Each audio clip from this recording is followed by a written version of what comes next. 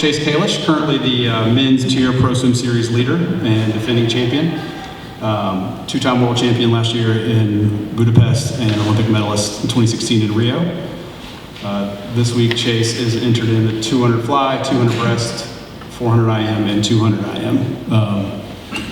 Start off with a question to Chase.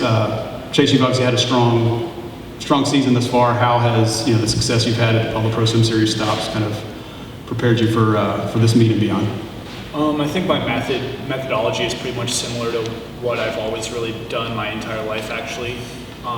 Even in age group swimming, is kind of just race as much as possible, kind of do a grueling schedule every single meet, and I think that really sets me up for like these end of the summer meets, nationals, and so on. So I build confidence off of that, and that's generally what my plan is usually throughout the season.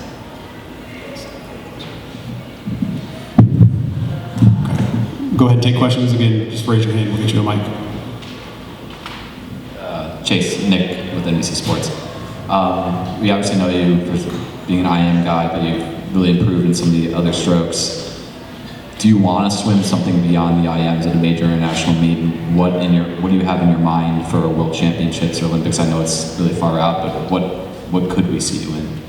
Yeah, I mean, obviously I would like to do other events, and I couldn't tell you exactly what my schedule would look like moving forward, especially in 2020, but that's why I race all the different events. I think I'm getting better. I used to just be a 400 IMer. I would do everything, but I wouldn't say I was very good at anything else. So as I've gotten older, I've gotten more speed, my butterfly's gotten better, my breaststroke's gotten better, my backstroke's gotten better, and I enjoy doing the shorter races, actually. It's definitely a lot less grueling on me than the 400 IM, so if I'm able to be competitive on the international level, then I'd love to do them. Follow-up. Obviously, a lot of people talk about how great of summer Caleb had last year. You had a pretty good one too, sweeping the IMs. I want to know from you, what is the more impressive feat? Sweeping the IMs to be the best all-around swimmer in the world, or winning 7 gold medals in the world?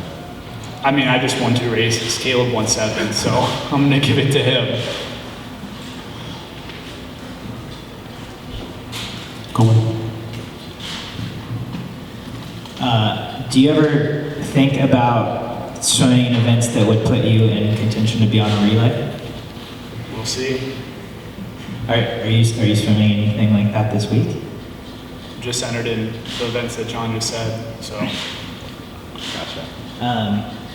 How much stock do you put in the Pro Swim Series? I guess it seems like you had it pretty planned out, or at least you had a plan going in for this whole season, and you have 100 points, I think, now. I mean, is that something you pay attention to, or just kind of a product of you executing your plan? I would have done the exact same meet schedule if I had 25 points. I was going to do all those events anyway, like I said earlier.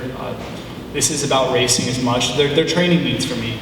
I usually go through and swim through them and try to do as many events as possible and swim at a high level in all of them.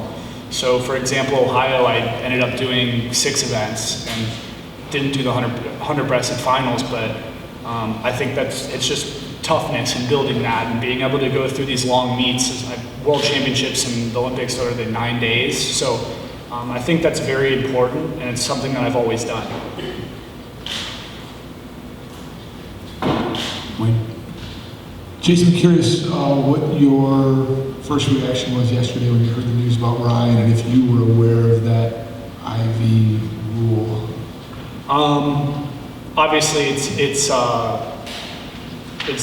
disappointing. Not like that I'm disappointed in Ryan, but it's sad to see that Ryan's not going to be here.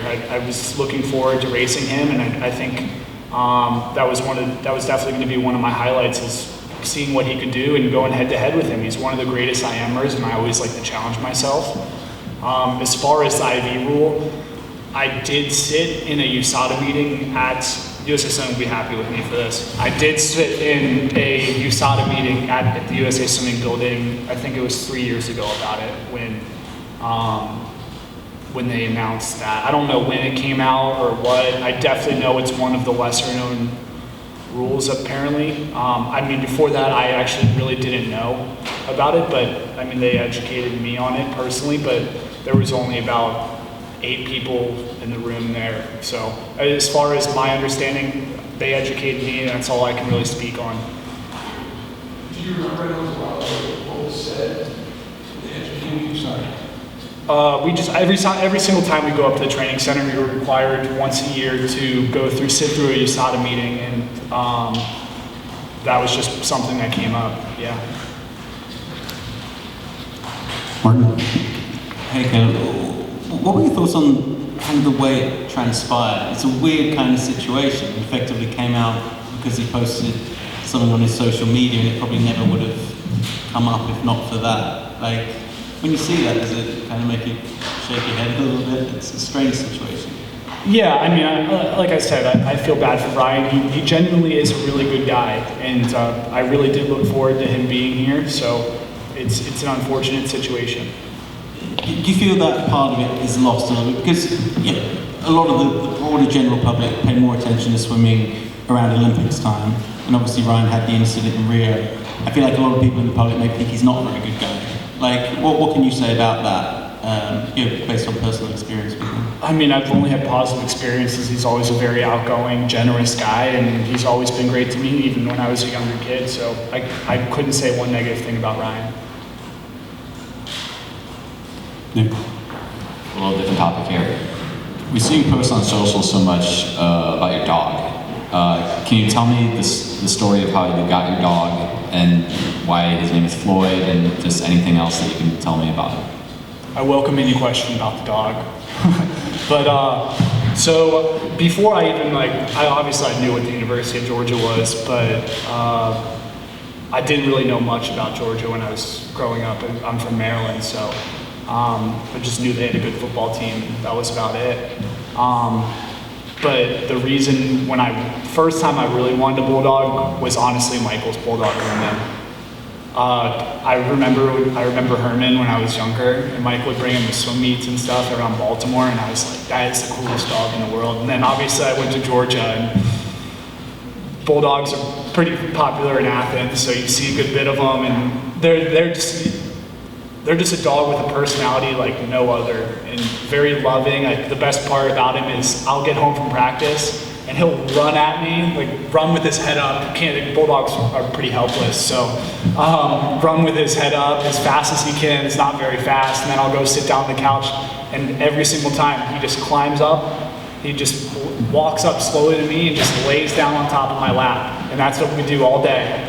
Doesn't need much exercise. He's perfect for my schedule, and everyone and all the guys on the team love seeing him. He gets lots of love, but I end up going to a breeder in Tennessee. His dad was actually in the Westminster Dog Show, so bulldogs already have so many health problems. I wanted to go kind of the best route of selecting a bulldog. So I drove down a little past Chattanooga with some friends, and we had a bunch of names. I wanted something kind of unique for a bulldog, and we had a list of names, and we're like, we'll just see what works, and Floyd was kind of ultimately the only thing that really stuck. So when did you get what year? I got him this year. So he's 8.5 months old. He's still a puppy. How old was he when you got that? 10 weeks. Yeah. And how did you find the breeder? Online. Yeah. Anybody else? Jason, I'm curious, as we went through the last cycle leading into Rio, the mainstream sporting world didn't know who you are. You were kind of in Michael's shadow in certain respects, and that changed a lot in Rio. I'm curious, this time around, how life is different for you in the lead up 2 years out from Tokyo as it was to Rio? My life is the same. I promise you, no one still knows who I am. So I just go about my day. I go about my work. I've got a great program. Jack's awesome. I love going to see him every single day.